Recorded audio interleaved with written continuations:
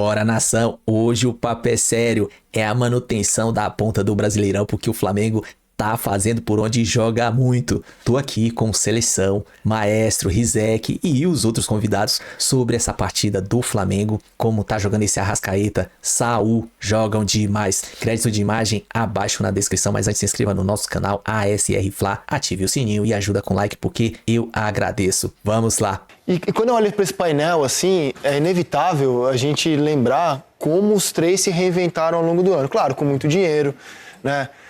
Com bom investimento e bom gosto, né? Porque são elencos que proporcionaram isso aos treinadores. O Flamengo tinha muito claramente o Pulgar ali como seu ponto de solidez no meio campo. Pedro, uma grande aposta na temporada, mudou tudo. A janela fez do Flamengo um outro time. É outro time pós-janela. Samuel Lino, Saul, não sei nem se o Pulgar vai voltar a ter espaço. Agora com o Saúl jogando. O Jorginho, né, cara? Jorginho. Então, assim, é outro time. A gente já coloca o do Flamengo também. Eu acho que Arrascaeta, Pedro, você tem jogadores com menos capacidade física de recomposição. Mas há alternativas a isso, né? Tem. Se a gente pensar, por exemplo, Plata e Bruno Henrique pelo centro do ataque, você ganha muita intensidade, né? Sim. E ele já usou muitas isso. vezes ele fez isso exatamente para... Em jogos de maior exigência, né, Maestro? Ele faz isso. E assim, e eu acho que isso tem a ver também, Serginho, com o jeito que as duas equipes constroem os ataques. Se você olha o Flamengo, ele, assim como o Palmeiras, é um time que reage rápido ao perder a bola, que quer marcar no campo de ataque. Mas quando o Flamengo tem a bola, a construção é mais pausada. É um time que articula mais, trabalha mais de um lado a outro para tentar encontrar os espaços e entrar na defesa adversária. O Palmeiras é mais vertical nesse sentido. E eu não estou aqui dizendo que um é melhor que o outro, não. É apenas essa diferenciação e talvez leve a gente a exatamente esse raciocínio. Porque eu já tive essa mesma opinião que você. Mas eu, mais recentemente, já me questionei em cima disso. Porque, por exemplo, o Pulgar é um volante que não é jovem. Mas ele tem uma pegada absurda no meio campo, né? Ele marca muito. Se você pega, por exemplo, Plata, Luiz Araújo, Bruno Henrique, o Plata é mais jovem, o Luiz Araújo já passou dos 25 anos, o Bruno Henrique já passou dos 30 anos. Mas são caras que entregam muita intensidade ao longo do jogo. O Samuel Lino chegou agora na ponta esquerda. O Saul, cara, o que ele tá fazendo de marcação na saída de bola adversária é absurdo. Então, que nem era um plano inicial, não né? era. Escalá-lo ali atrás. Foi emergencial. Ele era meio que veio como reserva do Arrascaeta. Exato, né? Exato. Ele, pelo menos, era a ideia inicial. O Felipe falou sobre isso, que ele não imaginava, não estava no plano principal utilizado primeiros nessa jogos posição. do Saul, ele bota o Saul partindo da direita pra dentro. Cara, eu acho isso... Ele estava procurando... Isso aqui eu acho do Palmeiras excelente, mas isso aqui eu acho muito impressionante, cara. Isso aqui eu acho que é um negócio, assim, muito sério isso aqui, cara. A Alexandre, Ayrton Lucas vinha. Varela e Emerson Royal. Lembrado, 2 semanas atrás a gente fez o time reserva do Flamengo aqui, não me lembro qual era o jogo aqui, que era caramba, ia brigar se aquele time jogasse o campeonato. Briga pro G4. Tem De La Cruz e Pulgar hoje, né? Porque eu acho que é difícil mexer em Saul e Jorginho. Aí você imagina que os reservas hoje são De La Cruz e Pulgar, gente. É muito sério isso aqui. É muito sério. É um negócio muito impressionante, cara. É muito impressionante. Para você manter, né, vamos dizer, essa pegada que os treinadores querem, no caso o Abel e o Felipe Luiz, durante a grande parte do jogo, você precisa exatamente ter isso aí, né? Porque você tem uma mescla de jogadores que cadenciam, que é o caso do Jorginho, que é o caso do Arrascaeta, o próprio Saul é um que faz isso também. E você tem a molecada, entre aspas, que tem uma pegada quando está sem a bola que não dá para respirar. Entendeu? Então você vai sufocando o adversário, porque você correr sem a bola, André, é duro. Você cansa não somente fisicamente, você cansa mentalmente, porque você não se diverte, você não consegue ter um momento de prazer dentro do jogo. Então isso aí vai te deixando realmente do sufoco. Vamos falar da vitória do Flamengo, que não vencia em Caxias desde 1997. Foi um fim de um tabu ontem. E como foi o Flamengo ontem, maestro? Eu acho que foi protocolar, né? Como disse o Serginho, fez aquilo que tem que fazer. Ontem, individualmente, por exemplo, o trio de ataque, né? O Araújo, Pedro, o Samuel Lino, mais ou menos, 2 ou 3 boas jogadas. Mas individualmente eles tiveram um jogo bem abaixo daquilo que podem render, que a gente já viu, né? E talvez isso tenha tido uma influência, né, no desempenho do jogo. Mas é aquela história que termina se repetindo no jogo do Vasco.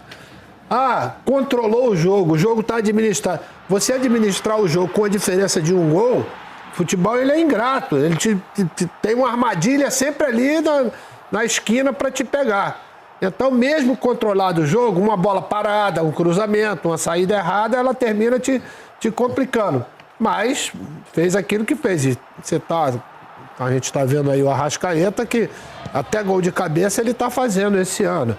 E isso deve-se, eu acho que a boa preparação que foi feita no início do ano, na pré-temporada. E ele, quando fisicamente ele está bem, até os 40 minutos ele estava dando piques, coisa que a gente nos últimos anos não tinha visto. Longe dessas contusões, realmente ele consegue fazer a diferença pela sua qualidade técnica. 13 gols. O Arrasca, ontem foi um debate no fechamento, a posição dele. O fechamento decidiu que ele não é mais meia, ele virou atacante. E aqui no Seleção? Não, ele é aquele cara, ele é o homem que você tem que deixar livre para ele encontrar as costas do meio-campo adversário.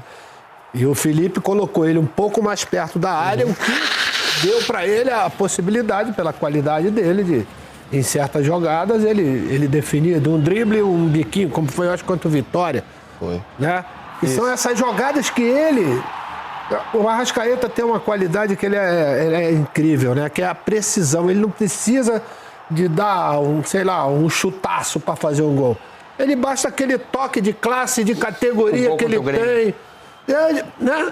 Parece que dava pro Volpi chegar. Não dá. Mas não dá. Mas não dá pela essa qualidade que ele... A gente tá rodando os 13 gols do Arrasca, ó. Esse daí é de... Olha o biquinho que ele dá. Esse é o gol Romário, aquele. Ele é da Suécia. Então, Rizek, se a gente for falar da função que ele faz no campo hoje, Flamengo atacando, né?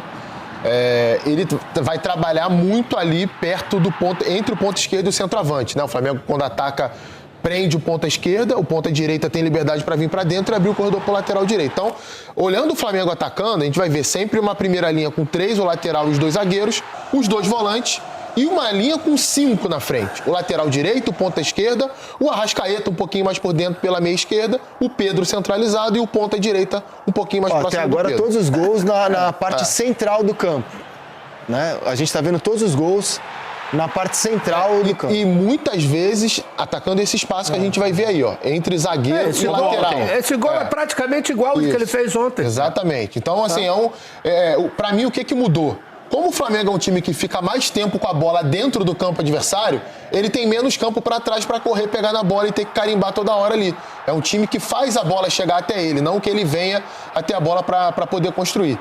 E é claro, né, um jogador que, se a gente comparar pelo menos com o início dele no Flamengo, são 6 anos de diferença. Né? E, obviamente que a mobilidade não vai ser a mesma, né? A capacidade física de cumprir espaços muito grandes dentro do campo. Se a gente lembrar o time de 19, ele era o meia esquerda. Ele voltava marcando o lateral para o Bruno Henrique sobrar com o Gabigol na frente muitas vezes. Então ele circulava num setor muito maior de campo. Agora é um setor mais restrito, mas como o Maestro muito bem definiu, onde ele é letal. Pega a bola ali, ele precisa de um toque muitas vezes. Às vezes nem um toque. Às vezes nem um toque. Às vezes ele precisa de um jogo de corpo para a bola passar por ele e chegar no Samuel Lino ou então no Pedro. Aí, gente, e rodando esses gols, é um resumo de como é bonito ver o Flamengo jogar. Pô, é pé em pé, entendeu? É muito bonito. É bonito ver o Flamengo Ontem o jogo jogar, teve esse... Eu tava vendo o jogo ontem e eu falei, cara, assim, é difícil você pegar um defeito do time, assim. Um grande defeito, óbvio. Em algum jogo ou outro vai falhar em alguma coisa, mas você tá olhando, cara, o time perdeu a bola, rapidamente pressiona e rouba. Aí você tem organização na saída de bola, organização na faixa central, organização no ataque, os movimentos dos jogadores são bem coordenados, tem capacidade técnica, marca no campo de ataque. Assim, é um negócio... É muito bonito de ver jogar, realmente. Você sabe que, às vezes, vendo certos movimentos do Arrascaeta, lembra muito o Zico. Sabia? Que é essa capacidade... O jeito de entender o jogo, né? É exatamente isso. Que é a capacidade do cara ler o que vai acontecer. E não precisa de... com essa frase, viu? Não, isso é só... Você pode não, peraí, se alguém... Se alguém pode falar isso, é o Maestro. Deve ter sido uns 500 jogos. Se tem alguém que pode falar... São movimentos que eu também o acho. Arrascaeta faz que o Zico fazia com a mesma naturalidade. Ele não precisa de força. É só a percepção da jogada, de a coisa, como vai acontecer. Aí ele vai lá na simplicidade. Maestro, define. o que você falou no início ali, nos gols, se eu não me perdi na conta, só tem um gol de pancada, que é o gol contra o Vitória. É uma pancada. Qual, Pancada de canhota? de canhota. Aquilo é uma pancada. Mas... O resto é tudo no jeito. Ou de cabeça. A roda de novo é tão bonito isso aí, cara. É tão legal. Eu acho que só o Pode único rodar gol de de novo. pancada, de chute, E só um de pênalti. de fazer alguma força, é aquele lá, né? Contei 2 de cabeça, 1 de pênalti. Ó, Esse é o do Vitória. esse é o de biquinho que Esse aí ele vai rouba fazer. a bola ainda. A bola que ele tinha perdido, retomou e fez o gol na jogada individual. Perna direita, Ó, jeitinho também. driblando o goleiro. Perna esquerda. Jeitinho também. Nenhuma força, né? Por baixo das pernas ali. Parece que não vai entrar, né? Não, ele tem essa capacidade de chutar embaixo da perna dos zagueiros, que Perna direita. Aí é por rapidez de raciocínio, né? Ele chuta antes que o goleiro possa armar. De novo. Muito rápido também de raciocínio. Aí, Já embaixo olha da e chuta. perna. E uma região quase sempre muito congestionada, né? Tem que ter muita qualidade para você tomar essa decisão rápida aí. Esse foi um golaço também. Pediu e chutou. Golaço. Que golaço. De chapa, né? Não é... Isso. Que golaço. Ah, o gol parecido Cabeça. com o Johnny. É basicamente a mesma coisa. É. O único de pênalti, que é contra o Palmeiras. Hoje quem bate o pênalti no Flamengo é o Jorginho, né? Que é um dos melhores batedores do mundo. Isso aí. esse passe do Ortiz é brincadeira. Que Foram absurdo. todos com a perna direita, só um. Com a esquerda, que foi contra o Grêmio. Ele fica nervoso na frente do goleiro, né? Pra fazer o gol. Olha lá, Não, infiltração de esse novo. também. 2 com a esquerda, até aqui. Entre zagueiro e lateral de novo. 2 com a Infiltrando na esquerda, 2 de cabeça. Aí sim a pancada, né? É. E uma jogada linda, né? Essa jogada desde o início é uma jogada... E ele foge da É, marcação. foi com a esquerda também. Então 3 com a esquerda. Foi com a esquerda, a pancada foi com a esquerda. Esse é demais. Então foram 3 com a perna esquerda. E agora o de cabeça. E a pancada com a perna esquerda. Saúl foi fundamental nesse gol também. 3 com a perna esquerda, um deles a pancada. É o centroavante do Flamengo. Ele chegou a 18 gols na temporada, né? O artilheiro da temporada tem 24, que é o Verratti, que teve uma queda recente na média de gols. Sim, dá pra chegar. Se ele mantiver essa média aí até o final do ano, vamos botar aí por baixo, o Arrascaeta tem uns 15 jogos até o final do ano. Se não tiver Eu lesão. tava comentando ontem também como o Flamengo lidou bem com isso, porque no ano passado ele para um pouco mais cedo na reta final da temporada, né? Ganha a Copa do Brasil. Aí ele para fazer uma cirurgia para poder voltar bem esse ano e sabendo que ele ia crescer com o tempo. É exatamente o que rolou. Lembra a Supercopa, que ele é reserva no jogo da Supercopa? É exatamente. Cara, até esse jogo com o Vitória, quando ele marca o primeiro gol, ele não tava fazendo uma grande temporada. Se você volta no Carioca, muitos torcedores do Flamengo reclamavam de que ele estava sendo pouco utilizado e quando entrava... Mas era o não conseguia normal de um se aproximar. planejamento Isso aí. gradual para ele Pra não voltando ter pós-cirurgia paciência e no muita joelho. sabedoria, porque é o que importa na temporada. O Flamengo não precisou do Arrascaeta para ser campeão carioca. Para ser muito melhor do que todo mundo no Campeonato Carioca, pelo time que tem, pelo elenco que tem. Então, nos momentos mais difíceis, dos maiores desafios da temporada, ele está se fazendo presente e decidindo os jogos. Esse planejamento físico que foi feito em cima para ele, né, individualmente, a gente vê que está dando certo. O que chama atenção ontem, aos 40 minutos, ele ainda estava dando pique. Né, coisa que normalmente não acontecia. Né, mas está tão bem fisicamente que se dá o luxo de poder fazer isso. Ô, Maestro, você sabe que aconteceu uma coisa raríssima na semana passada, né? O Bielsa, ele elogia, inclusive, agradece ao Flamengo e elogia pelo Arrascaeta. E a gente está falando de uns treinadores que exigem, um dos que mais exigem dos jogadores em termos de entrega, movimentação, parte defensiva, né? Um cara que gosta de marcação individual. Então, não tem essa do Arrascaeta. O Arrascaeta vai marcar também, De La Cruz vai marcar também. Então, é muito importante isso. Fisicamente, a gente não viu o Arrascaeta assim desde, sei lá, 2019. Talvez. Acho que sei lá, tô tentando lembrar aqui de cabeça, talvez ali um período de 21, que ele foi muito bem também. Reta final da temporada de 22, que ele foi decisivo ali com o Dorival como Mas treinador. não com essa sequência, né? Essa regularidade, né? Agora, liga seu modo enciclopédia. Que time é esse do Flamengo? Klemer, Leandro, Essa é fácil. Juan, Fabiano e Gilberto, Jamir, Bruno Quadros, Evandro, depois Jorginho e Iranildo. Lúcio e Sávio, depois Lê. Técnico Paulo Autuori. 97. Chegou à semifinal do Campeonato Brasileiro e tomou de 4-1 pro Vasco. Esse time tinha conquistado a última vitória rubro-negra contra o Juventude em Caxias.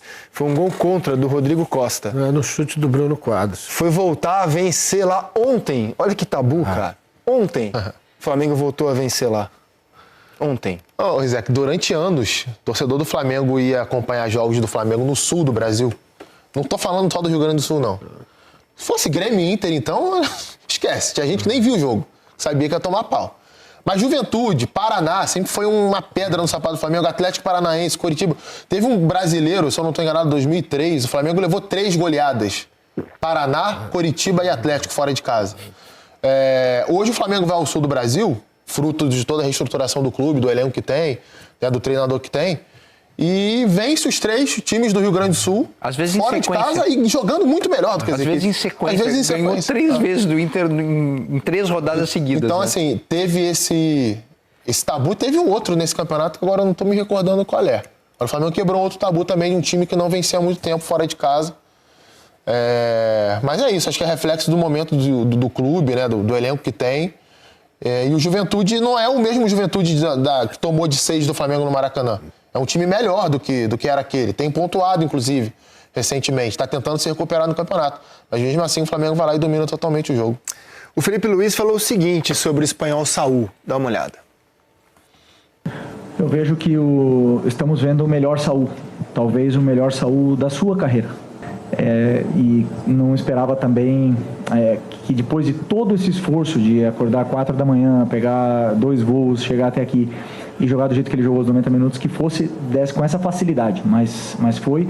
Isso demonstra que é um jogador totalmente diferenciado e temos muita sorte de tê-lo aqui conosco. Isso é o de menos. Vamos debater o Saúl no Flamengo. Não sei, eu acho que não. Eu entendi que o que o Felipe quis dizer é que é o melhor Saúl da carreira dele. Aí não é. Você viu que ele discordou depois, né? Não, por isso que eu li dessa forma. Saúl que foi a final da Champions, né? Com o Bayern. Não, eu sei, mas eu acho que é o Felipe talvez querendo dar aquela infladinha no próprio jogador. Pode ser a opinião O dele fato é que o Saúl tá jogando muito bem, né, nessa posição. Chegou para jogar mais para frente, por necessidade foi jogar ali ao lado do Jorginho e eu acho que se estabeleceu ali. Assim, eu sei que o Felipe adora o Pulgar, um jogador importantíssimo o Pulgar. Mas nesse momento, como é que você vai mexer nessa dupla aí? Eu acho que mesmo o Pulgar estando na melhor forma física dele, pelo estilo, pela mentalidade do Felipe, porque o Saúl ele não faz isso, por exemplo, a característica do Saúl, ele é um grande marcador? Não é um grande marcador. Ele é um cara que consegue se posicionar bem, de dar os botes bem, que quando está apertado com a sua qualidade técnica, ele consegue fugir dessas situações, coisa que, naturalmente, o Pulgar, em termos de marcação, tem um potencial muito maior.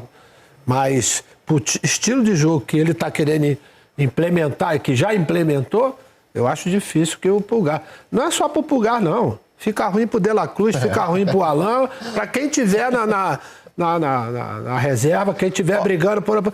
O De La Cruz talvez seja aquele que... Por quê? Pelo dinamismo do De La Cruz. De La Cruz em forma, ele é danado.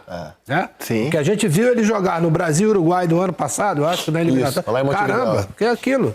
Ele acabou com o jogo. Ele e o... Valverde. Acabaram com o jogo. Recuperando fisicamente, aí é que você vai ter realmente uma dor de cabeça pro Tendo os 4 saudáveis. Jorginho, Saúl... Tava com medo dessa pergunta. Pulgar, De La Cruz. Eu tenho a resposta. Vocês da imprensa estão criando um problema que não existe. Não se escala mais 11.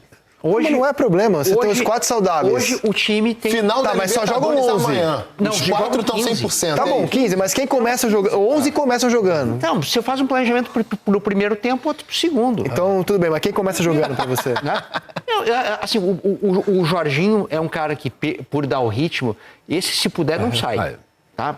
Eu acho que é o jogador fundamental. E o outro você troca. Eu começo talvez com o Pulgar, depois entra o Saúl, Ou vice-versa, tanto faz. Eu não, eu já começo Eu também. com o Saul, faço um pouco, se conseguir fazer a vantagem, aí eu Tá ótimo, mas eu acho que o Jorginho esse tem que começar. E tem alguns exemplos, né, de jogador que é mais ofensivo e quando você recua para uma posição de segundo homem, ele brilha, ou até primeiro homem, né? Tem alguns exemplos disso na história do futebol. Que depende muito do resto do time. Perfeito. Se o resto do time tiver pegando, o primeiro volante não precisa ser Por exemplo, tão eu forte na opino que o marcação, Saul, de meio ofensivo, seria mais comum assim no Brasil. Não faria tanta diferença. Mas nessa posição ele faz muita E diferença. outra, os zagueiros do Flamengo ajudam demais nisso, porque são os zagueiros que jogam lá na frente. O jogo que o Danilo fez ontem é um absurdo. Jogou muita bola, Léo Pereira também vem bem. Eu, assim, tô bem tranquilo porque eu sempre opinei aqui, podem pegar as fitas aí, que o Saúl tinha que jogar na primeira linha de meio campo, realmente, como segundo homem, porque recentemente no Sevilha ele tava jogando bem, assim. Ele jogava até como primeiro lá, não era nem o segundo. Iniciava mesmo as jogadas ali nos pés dos zagueiros. Eu acho que o ritmo dele hoje é um ritmo menos intenso do que já foi na carreira. Normal, natural. Se a gente lembra, por exemplo, o Saúl no Chelsea chegou a jogar de lateral esquerdo. Chegou a jogar de ala esquerdo. Já chegou a jogar de falso ponta pela direita. No próprio Atlético de Madrid. Jogou nas 4 posições do meio campo, né? Quando era uma linha de 4 ali do Atlético de Madrid. Mas é um cara que é muito inteligente. Me chama muita atenção a leitura que ele tem do movimento do adversário. Ontem teve uma jogada... O Juventude tentou adiantar a marcação ali no início do segundo tempo. Tem uma bola que, antes do Luiz Araújo receber de costas, ele já se solta de um jeito que o marcador não consegue entender o que ele vai fazer. E aí o Luiz Araújo só dá um tapinha, ele vai conduzindo a bola livre pelo campo do Juventude e depois acha um passe para o Samuel Lino pela esquerda. Essa percepção não é todo jogador que tem. Maestro foi um jogador muito inteligente de lateral esquerdo, de meio campo, sabe bem essa percepção dentro de campo que faz com que você ganhe alguns metros à frente do adversário. Ele não é o cara mais forte, ele não é o cara mais rápido, ele não é o cara mais habilidoso. Mas ele vai conseguir, muitas vezes, através dessa inteligência de jogo dele, resolver a jogada. Por exemplo, o gol do Arrascaeta de cabeça, tá? A bola é aberta no Samuel Lino, ele já tem essa percepção que quem fazia esse movimento era o Arrascaeta, né? Que entrava entre o lateral e o back central.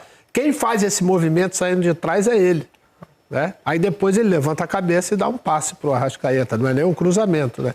Quer dizer, esse tipo de situação, ele tem uma... A questão técnica, ele tem uma jogada acho que é contra o Inter, no terceiro jogo lá, que ele tá com 3 caras em cima dele, os caras deram um bote em cima dele, ele dá um toquinho para cá e dá um toquinho para cá no meio dos caras. Quer dizer, parece como fácil, se fosse né? a coisa mais normal do mundo, ele não fez... Com risco. Falei, meu Deus do céu, né? Porque normalmente ali você fica meio... Porque é um bote com marcação tripla. Dá um toquinho para cá e deu... Sabe, é um cara que já tem um nível e tecnicamente não precisa nem discutir, né? O Felipe comentou ontem a recusa de uma proposta do Fenerbahçe da Turquia. Você, treinador do Flamengo, no segundo ano, campeão da Copa do Brasil, brigando pelos títulos da Libertadores e do Brasileiro, você trocaria o Flamengo pelo Fenerbahçe? O Felipe não trocou e disse o seguinte. Presta atenção no que ele fala no final. E disse o seguinte. Bom, primeiro, que quando ligam outros clubes interessados, isso me deixa, não posso mentir, me deixa feliz, porque vejo que existe um reconhecimento no nosso trabalho e no que está sendo feito no dia a dia, né? Mas não é o momento, não era o momento. Eu sei o meu objetivo, tenho claríssimo, tenho traçado tudo que eu quero para minha vida, para minha carreira. E não era o momento. E também, obviamente, que eu tenho um compromisso com esses jogadores, com o clube, e eu pretendo honrar. Já descarta completamente. Agora, né? Agora. É lógico que, sei lá, no ano que vem... É uma pena que a gente vai perder o Felipe Luiz. É um projeto familiar. Mais cedo ou mais tarde. Voltar para a Europa. Eu acho que é profissional e familiar. Sim, né? os dois. A esposa dele é espanhola. Sim. Né? Quer dizer, tem isso também dentro de toda essa complexidade. Mas, como ele disse, eu já tracei o que eu quero para a minha vida. Entendeu? Eu acho, André, infelizmente, a gente vai perder um cara que, pela evolução que teve nesse 1 ano e pouco que ele está à frente disso aí, com direito a uma oportunidade na seleção brasileira. Perder ou ganhar um cara? Porque, assim, você ir para fora... algo perder que poucos... no sentido da gente não Claro. estar perto vendo a evolução desse cara que que certamente vai ser um dos grandes... Agora, a gente treinadores. reivindica tanto, que eu pelo menos, né? A gente não eu, que o treinador brasileiro precisa se internacionalizar, precisa buscar conhecimento lá fora, precisa se globalizar. Hoje é um treinador muito local, não tem treinador brasileiro hoje dirigindo seleção que nesse momento esteja na Copa do Mundo, não tem treinador brasileiro hoje dirigindo grandes clubes pelo mundo, não tem. E assim, eu acho que isso faz falta hoje na profissão, faz falta. Não é que eu quero tirá-lo do Flamengo, muito pelo contrário. Mas eu acho que essa figura, o treinador brasileiro precisa dessas coisas. Mas ele é um treinador brasileiro diferente. Claro. Que fez uma grande carreira, que projetou exatamente, né, tudo aquilo para ser um treinador. Por isso que já começam a aparecer essas oportunidades para ele... O que eu sei, quando começa o ano, o contrato dele vai até o fim do ano, que foi assinado pela gestão anterior, era um projeto da família, quando acabasse o contrato, analisar a situação e analisar cenário de uma possível volta para a Europa. Só que o ano pode se desenhar com o campeão brasileiro, pode se desenhar com o campeão da Libertadores, isso muda. E se o Flamengo chegar e falar assim, eu quero renovar com você, ele pode adiar esse projeto? Acho que isso tudo está aberto. Agora, quando começou o ano, o projeto da família era, ok, quando der janeiro de 26, vamos analisar cenários e possivelmente voltar para a Europa. Só que isso é a vida, as coisas podem mudar, né? Termina o ano campeão da Libertadores, campeão brasileiro, o Flamengo bota uma proposta para renovar, a ver qual será o Flamengo futuro do Flamengo. já está negociando, na mesa, né? Tá negociando a renovação já. Quando ele veio para cá, ele veio com aquela história do sentimento, que eu sei o que é isso, porque eu também tomei alguma decisão na minha vida, graças a Deus terminou sendo muito acertado. Mas existia um ceticismo, vai voltar, aquelas coisas que normalmente acontecem. E ele conseguiu tudo isso. Quando ele vai dirigir o Sub-17, eu acho, ele está começando e projetando já uma coisa, é 17, é 20, até aparecer Em um ano, esse cara conseguiu solidificar uma carreira já como treinador, entendeu? Porque eu vejo nas declarações, né, tudo aquilo que ele pensa sobre futebol, de uma coisa muito à frente de treinadores que já estão há bastante tempo aí nessa vida e não tem essa percepção que ele tem. Eu acho que ele não vai ser aquele cara que apareceu a oportunidade, não. Eu acho que ele vai fazer a coisa meio metódica, entendeu? Como aconteceu exatamente. Tem uma dica, se você, rubro-negro, quer ver o Felipe por mais tempo no Flamengo, e eu acho que você tem todas as razões do mundo por isso, torça para o sucesso do Simeone. Não, Torça para que o Simeone continue mexendo com os corações do Atlético de Madrid positivamente. Enquanto isso acontecer, aumenta a chance do Felipe, que é um natural substituto. Bom, o vídeo é isso aí e o Rizek tá certo mesmo. Eu também penso assim, porque ele é o substituto natural do Simeone lá no Atlético de Madrid, porque ele se identifica muito e ele tá em contato direto.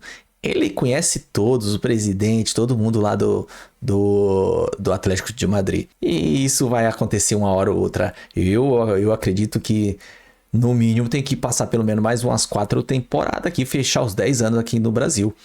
Ele vai renovar para 2. Tô torcendo que tem uma na mesa e uma possibilidade de renovar mais um ano. É algo do tipo, eu vi o Paparazzo explicando isso aí. São 2.